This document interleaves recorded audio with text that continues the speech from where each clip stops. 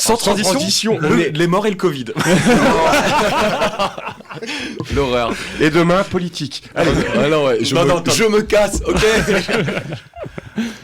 Mais du coup, ma transition était réelle, en fait. Kevin, vu que tu es gérant de 2 salles de divertissement, tu t'es pris de plein fouet les restrictions sanitaires, tu t'es pris de plein fouet tout ce qui a été lié au Covid. Les fermetures du jour au lendemain. Est-ce que je trouve que ce serait intéressant d'avoir un petit peu ton vécu du début, donc comment tu as senti la chose venir en fin 2019, début 2020, et comment tu l'as vécu en fait à partir de mars, je crois mi-mars, les premiers confinements. Ouais, j'ai commencé par une bonne blague parce qu'en fait tout début 2020 avec un pote de la salle d'arcade, on regardait régulièrement un site qui avait été fait par un étudiant aux US qui répertoriait en fait tous les cas de Covid dans le monde, et on voyait qu'il y avait très peu de cas de Covid en dehors de la Chine et que c'était déjà sur la phase redescendante en Chine, et on se disait ouais c'est bon, ça va jamais sortir de là, on sera tranquille, l'épidémie on la verra pas venir. Lol. Je vois qu'on était visionnaires. Pas du tout.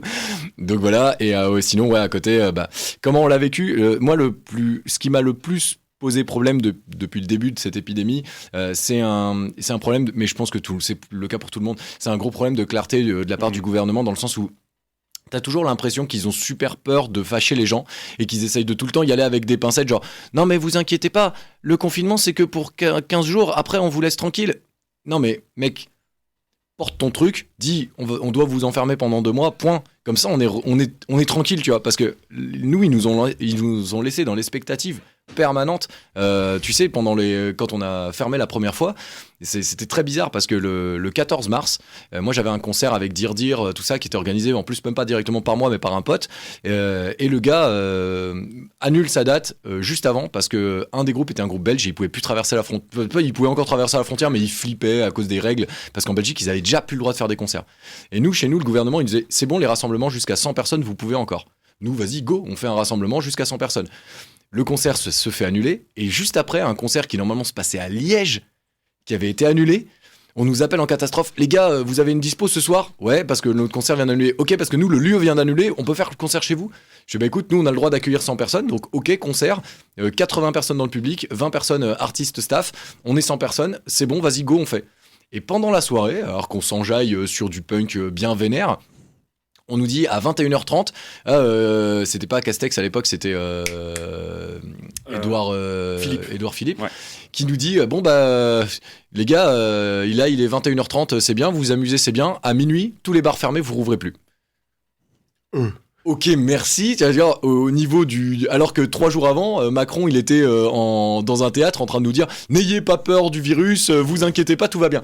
Et pour moi, aujourd'hui, s'il y a autant de gens qui sont partis dans des délires un peu complotistes et tout ça, c'est à cause de ça. Le gouvernement, d'un moment, il te dit « Ouais, vous inquiétez pas, tout va bien », et 2 secondes après, il te dit « C'est la panique !» Donc forcément, tout le monde se pose des questions, tu vois, c'est ça qui a foutu la merde. Et ils nous ont fait la même chose pendant le confinement. Ah, on vous confine 2 semaines. Au bout de 2 semaines, on vous reconfine 2 semaines. Au bout de 2 semaines, allez, tu vas reprendre 2 semaines avec 2 semaines. Ils nous ont fait ça super longtemps, et en fait, finalement, on a été fermé 13 mois sur les 2 dernières années. Exactement. 13 mois de fermeture pour les établissements, parce qu'en fait on a fermé 4 mois la première fois, et après on a fermé d'un coup du mois de octobre 2020 jusqu'au mois de juin 2021. Mais du coup j'ai une question, la fermeture qui vous concernait, elle concernait la salle de concert ou la salle d'arcade ? C'est-à-dire sur quel plan il se... Le mec aime les problèmes déjà de base. Mais non, mais en fait, je t'explique. Sans raconter ma vie, moi je travaille dans le commerce, par exemple, sur une surface de 2500 mètres carrés. Yes. On a réouvert au bout de 3 mois. Oui. Alors, pour les lieux de rassemblement, c'était très compliqué, parce qu'ils savaient jamais qu'est-ce qu'ils avaient le droit de faire rouvrir ou pas. Et surtout, il y a eu une grosse aberration. À 2 reprises, les casinos ont pu rouvrir leur vidéo poker et leur machine à sous entre 1 semaine et 1 mois avant que les salles d'arcade aient le droit de rouvrir. Bah oui, ça ramène des sous, enfin. Voilà, c'est ça la réalité de la chose. En fait, le truc, c'est que toutes les salles de jeu, tout ça, on est catégorie type P, les casinos compris.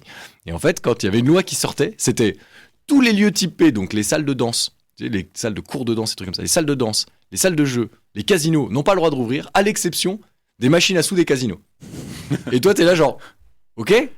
Et donc les casinos, ils ont pas le droit d'ouvrir leur table de blackjack, mais ils ont le droit de rouvrir leur vidéo poker et leur bandit manchot. Et moi, mes bandes d'arcade, j'ai pas le droit.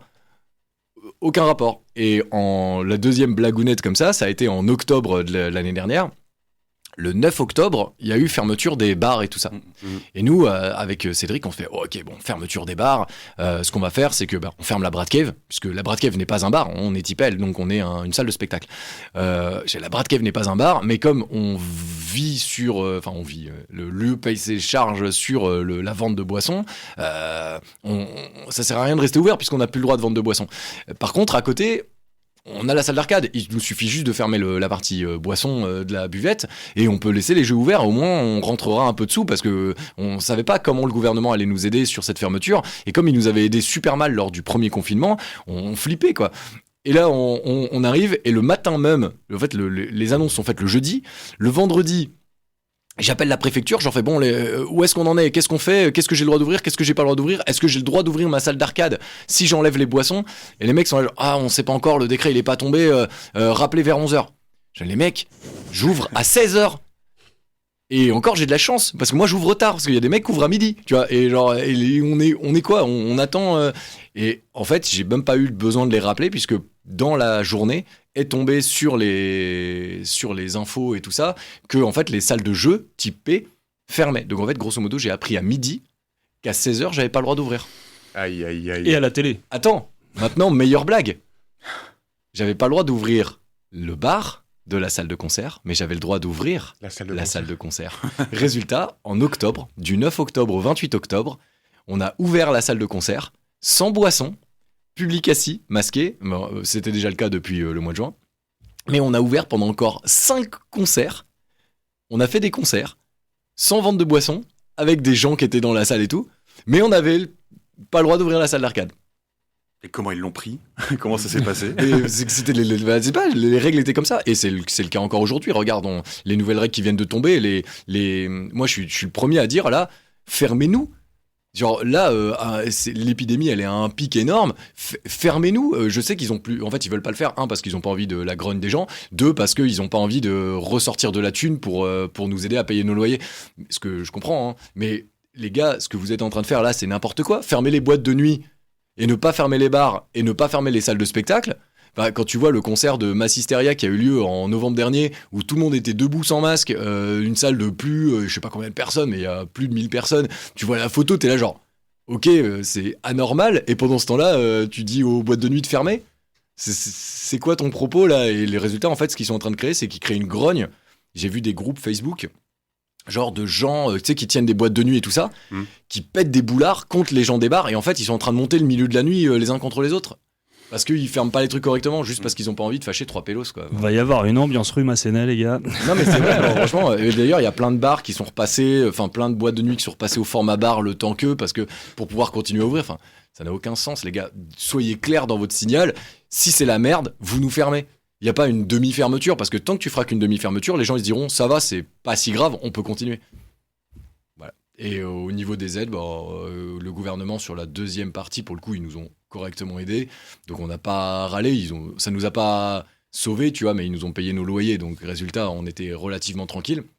On a quand même dû relancer une autre activité à côté sur notre activité professionnelle. En fait, on a dû mettre les bouchées doubles sur notre activité pro, puisque les associations tournaient pas et il fallait quand même payer les charges du loyer, donc on a dû mettre les bouchées doubles sur notre activité pro et on s'est un chouïa endetté, effectivement. On a repris un crédit, tout ça. Donc on n'est pas dans la super des situations, mais en vrai, ça aurait vraiment pu être pire. Ok, là tout a été dit. Ouais, c'est ça, j'ai cherché un truc à rebondir, mais en fait... Non, il n'y a rien, là. En fait, il a lancé la balle et est retombé au plat, là, maintenant, elle roule. Vous remarquerez quand même les capacités de notre invité à synthétiser le sujet. Oui, c'est ça, exactement. Ça va tout droit. Hop. Mais je l'ai bouffé, hein. Ça fait un moment que je le bouffe, ce sujet, donc les débats Facebook. Encore mieux que Twitter, parce que les débats Facebook sont animés par les 40+. Ouais, les débats Twitter, c'est animé par une haine viscérale de tout le monde. C'est difficile Twitter, hein, là. Il faut marcher sur un petit Lego avant d'écrire sur Twitter. C'est ça. Ouais, c'est ça, quoi. Mais c'est une guirlande de Noël. Tu peux presque pas être gentil. Enfin, tu vois, genre, même et sur Facebook, c'est pareil. C'est ouf à quel point, tu vois, quand les nouvelles règles sont passées, quand je dis le gouvernement, il est flou dans ce qu'il fait, quand les règles sont passées pour les salles de concert, on nous a donné aucune règle pendant que dans les bars, ils devaient être assis pour consommer. Et nous, on savait pas si on devait être assis ou pas. Résultat, moi, j'ai remis des chaises. J'ai fait une publication pour dire ça. Ça a gueulé de partout. La publication, elle a été partagée en masse. Ouais, c'est inadmissible, le retour des chaises, gna. Et puis derrière, je vois que toutes les salles de concert, ils ont pas de chaises. Je fais bon, bah écoute, masque obligatoire. Il y a 2 semaines, genre, pas de un truc chaise. comme ça. Et j'ai fait une publication en disant bon, bah comme les autres, ils mettent pas de chaises et que même la préfecture a pas su me dire s'il fallait que j'en mette, bah je les enlève. J'en mets sur le côté, vous pouvez toujours vous asseoir si vous voulez, mais de base, il y a une fosse et vous pouvez toujours être debout. En fait, fallait le tourner comme ça. Personne- Si vous voulez une chaise, j'en ai. Mais personne a réagi à ce truc-là, et le résultat, il y a toujours des gens aujourd'hui qui croient qu'il y a les chaises à la brade, tu vois, que les chaises sont obligatoires, alors qu'en fait, pour l'instant, c'est pas le cas. Et c'est pas le cas parce que, à nouveau, le décret est pas clair. C'est pas écrit dessus. La préfecture n'a pas su me dire. Donc si vous voulez des news, n'hésitez pas à suivre la page Facebook d'Atom City et de lire les dernières news. Dire les posts vénères que j'écris sur la Pirate Cave. Oh, on va encore fermer.